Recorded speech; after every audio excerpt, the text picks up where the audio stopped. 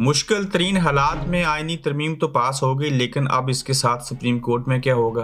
वकला जो हैं वो क्या सोच रहे हैं और जैन कुरैशी गद्दार ठहरे क्या? शाह महमूद कुरैशी ने भी इमरान खान के साथ बगावत कर दी है।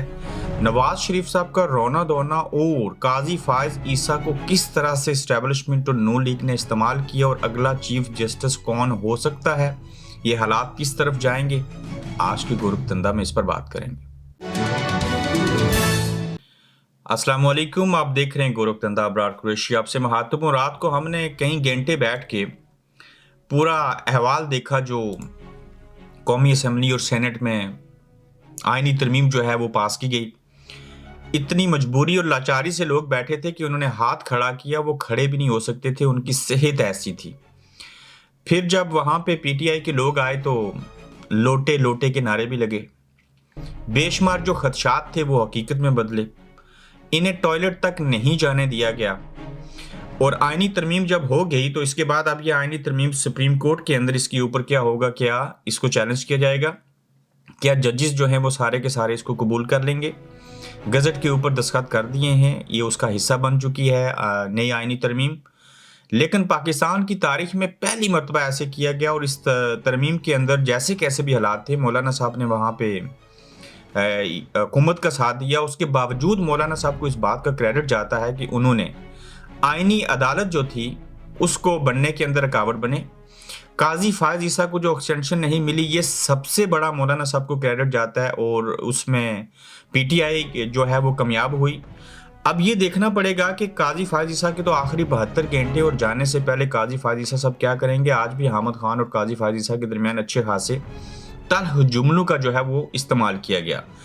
अब आईनी तरमीम करके जो बेंच बनाया गया है आईनी अदालत के हवाले से, जैसे हम एक टर्म्स इस्तेमाल करते थे, भारत के एक राइटर हैं उन्होंने ये टर्म्स पाकिस्तान के लिए इस्तेमाल की थी जो यूनाइटेड नेशन में काम करते रहे, कि पाकिस्तान एक वाहिद मुल्क है जहां there is a state within the state है।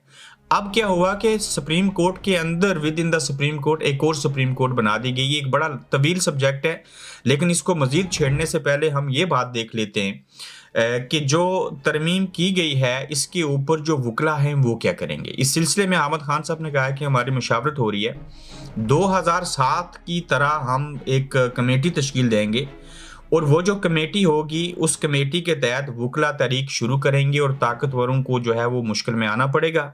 अहमद खान ने मुल्क गिर एहतजाजी तारीख चलाने का ऐलान कर दिया है और अब अगर जस्टिस मंसूर अली शाह साहब को नहीं बनाया जाता चीफ जस्टिस, वकला इनके साथ खड़े हो जाते हैं, चंद जजेस साथ खड़े हो जाते हैं, तो ऐसी सूरत हाल में ये वाहिद वकला होंगे पीटीआई की सियासी जमात के साथ जो एक नई तहरीक चला के आईनी तरमीम हो जाने के बाद जिसको कबूल नहीं किया जा रहा, इस सूरत हाल में वकला इसको रोकने और टोकने की कोशिश करेंगे। और अहमद खान ने नेशनल एक्शन कमेटी बनाने का ऐलान कर दिया है, जिस तरह से 2007 में चीफ जस्टिस को बहाल कराने के लिए बनाई थी और आज फिर से ऐसा ही मामला है जिससे आइन और कानून की कहते हैं कि धज्जियां उड़ाई जा रही हैं और इसमें तमाम हाई कोर्ट की बार एसोसिएशन के सदर होंगे, पाकिस्तान बार काउंसिल के मेंबर्स होंगे और सुप्रीम कोर्ट बार के साबका सदूर भी शामिल होंगे और नाहक तरमीम कहते हैं कि वापस करनी होगी। तो अब वकला के ऊपर तमाम लोगों की नजरें हैं। वकला इस सारे अमल को किस तरह से आगे लीड करेंगे, क्या अहमद खान ये चीज कर पाएंगे और काजी फायज ईसा जाने से कबल क्या क्या चीजें करेंगे। पर यह देखना होगा कि इस आईनी तरमीम को करने के बावजूद जो काजी फायज ईसा को एक्सटेंशन नहीं मिली, वो उस चीज के सरबराह नहीं बने और जस्टिस मंसूर अली शाह के ताहाल जो है वो जज बनने के, चीफ जस्टिस बनने के इम्कानात मौजूद हैं। दूसरी जानिब कहा गया, बिलावल साहब ने, वैसे मैं फिर कमेंट करूं, उन्होंने बहुत अच्छी तकरीर की रात को, मैं बड़ा इंप्रेस हुआ। अलग बात है कि लोगों को पकड़ के लाया गया, ये जो कुछ अमल किया गया, ये अदलिया के दांत जो हैं वो निकाल दिए गए हैं और इस सारी सूरत हाल में बिलावल साहब ने जो तारीखी वाकयात बयान किए वो 100% हकायक के ऊपर मबनी थे, लेकिन उनका एक जुमला था उन जो कहा गया, उस एक जुमले ने सत्यानाश कर दिया उनकी पूरी तकरीर का, जिसकी मैंने चंद सेकंड पहले आपके सामने तारीफ की। वो क्या था, पीछे से किसी ने बाप का जब नारा लगाया तो बिलावल भुट्टो ने खुद पीछे मुड़ के कहा कि बाप के बाप वालों के बगैर तो कुछ हो ही नहीं सकता था, यानी कि मिलिट्री एस्टेब्लिशमेंट पाक फौज जो है उसकी मदद से हमने आईनी तरमीम की है। ये बिलावल भुट्टो साहब फिर से मान चुके हैं और प्लस एक नई खबर सामने आ रही है जो सोहेल वड़ाई साहब दे रहे हैं कि एक कौमी हुकूमत बनाई जाएगी। कौमी हुकूमत में सदर कौन होगा, वज़ीर आज़म कौन होगा, मौलाना साहब की क्या हैसियत होगी, वो भी मैं आपके सामने रखूंगा। इस आईनी तरमीम ने बड़े बड़े लोगों को एक्सपोज किया। उसमें वो जो एक लड़का है आदल जेब समथिंग जो भी उसका नाम है, उसका भाई शहीद हुआ और इस शख्स ने कहा गया कि पैसे लेके करोड़ों रुपए जो है वो इमरान खान के खिलाफ वोट दिया। इसका तो जो हाल जो है पाकिस्तान के अंदर KPK में इलेक्शन से पहले और अब और आने वाले महीनों और सालों में जो अवाम करेगी वो तो ये याद रखेंगे। लेकिन जैन कुरैशी बिकाऊ निकले, उन्होंने इमरान खान से बगावत की। जैन कुरैशी की अंडरस्टैंडिंग फैसल वाडा से बहुत अच्छी थी। आप तमाम टॉक शोज उठा के देख लीजिए, वो एक दूसरे को छोटा भाई, बड़ा भाई, बड़े भाई, छोटे भाई इस तरह से खेल रहे थे। तो जैन कुरैशी का जो मैसेज आया, वीडियो बयान सुबह 5 बजे जो उन्होंने बयान दिया, वो विर्क साहब जो हैं इस्टेब्लिशमेंट के तर्जुमान, उन्होंने पहले वीडियो लगाया बयान और जैन कुरैशी ने बाद में उसको पब्लिश किया। और जैन कुरैशी साहब जितनी मर्जी लाइटिंग में कैमरा पास रख के फ्रंट कैमरे से आप मैसेज रिकॉर्ड करवाएं, आपके वोटों की अगर जरूरत पड़नी थी तो आपने आना था। और अगर आपका वोट ना भी स्टैब्लिशमेंट डलवाती, एक आपको कायल करके और आप ही के जरिए बाकी MNAs को तोड़ा किया। चूंकि जब बाकी MNAs की आपके साथ बात करवाएगी तो आपने भी उनको कायल किया और आपने कहा कि मैं भी वोट दे रहा हूं इस आईनी तरमीम को। तो जब ये बात हो चुकी, अब आप जो वजाहतें दे रहे हैं वो उस वक्त दे रहे हैं जब आपको समझ आ गई थी कि सेनेट से ये पास हो चुकी है, काबीना से आईनी तरमीम पास हो चुकी है, अब कौमी असम्बली के अंदर है और कौमी असम्बली के अंदर अब आपकी जरूरत नहीं पड़नी। तो फिर आपने वीडियो बयान जारी किया। साथ ही देखिए क्या शाह महमूद कुरैशी ने भी जो है वो बगावत की। मैं इसके ऊपर आपको ये बात बता देता हूँ, मुझे ये लग रहा है कि शाह महमूद कुरैशी मीठी जेल के अंदर है। इनकी बेटी और जैन कुरैशी दोनों इस्टेब्लिशमेंट के साथ काम कर रहे हैं। डील क्या होगी और धमकी क्या होगी? डील ये हो सकती है कि अब्बा को छोड़ देंगे। डील इससे पहले भी हो चुकी है कि अब्बा को मीठी जेल में रखेंगे। धमकी ये हो सकती है कि आपके वालिद को अजियत देंगे, जैसे हमने आपकी एलिया को पकड़ा और चंद घंटों के बाद छोड़ भी दिया और याद सादिक साहब ने छुड़वाया। अब देखें कि जैन कुरैशी की सारी बातों को एक तरफ रख लें और उनको मान लें कि ये बगावत नहीं की और इन्होंने गद्दारी नहीं की। क्या जैन कुरैशी मर्द होते हुए और शाह महमूद कुरैशी उनके वालिद मर्द होते हुए, क्या इमरान खान और उनकी बहनों से ये ज्यादा इनके ऊपर जुल्म होना था? जिस इमरान खान की बहनें जेल में हैं, बिला वजह जेल में हैं, क्या जैन कुरैशी थोड़ा सा प्रेशर बर्दाश्त नहीं कर सकते थे? तो मुझे ये लगता है कि इसके अंदर बाप, बेटी और बेटा तीनों शामिल हैं और कोई ना कोई कहानी पसे पड़ता है। और इस बात में कोई दो राय नहीं है कि जैन कुरैशी ने एस्टेब्लिशमेंट ना की हुकूमत, में यहां से वाज़ेह लफ्ज़ इस्तेमाल करूंगा, उनके डर से, उनके साथ किसी डील के नतीजे में, जिस तरह के भी हालात थे, जैन कुरैशी ने इमरान खान अपनी पार्टी के साथ जो है वो बगावत की है। उन्होंने आईनी तरमीम के अंदर हुकूमत का साथ दिया है, भले उनके वोट की ज़रूरत नहीं पड़ी, लेकिन बाकी MNAs को तोड़ने में ना सिर्फ इनका किरदार शामिल है, बल्कि इन्होंने ये किरदार शामिल करके ये साबित किया है कि वो कुछ और चाहते हैं। कहीं इमरान खान साइड पे हो जाए तो कल शाह महमूद कुरैशी लीड करेंगे।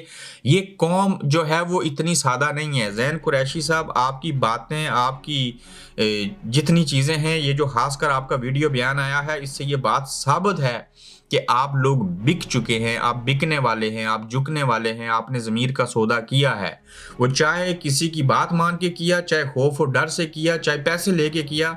आपने इमरान खान साहब का और उनकी पार्टी का जो मंशूर था, जो विजन था, उसका साथ आईनी तरमीम के अंदर नहीं दिया। और मैं इस चीज़ को वजह बना के कह सकता हूँ कि इसमें बहन भाई, बाप, बेटी, बेटा, शाह महमूद कुरैशी समेत सारे शामिल हैं। माजरत वो जेल में है, मैं उसके बावजूद ये चीज़ कह रहा हूँ। और ये मुझे लग रहा है कि वो मीठी जेल के अंदर हैं, अदरवाइज किसी डील के बगैर ऐसा जैन कुरैशी कभी नहीं कर सकते थे। और कुछ है जिसकी पर्दादारी है, और इस तरह से ये जुमला कहने में मैं हक बाजानिब होगा कि शाह महमूद कुरैशी साहब भी इसमें शामिल हैं। चूँकि बेटे ने सिर्फ बाप से गद्दारी नहीं कर सकता, इन सब ने मिल के इमरान खान साहब से ये ऐसा किया है।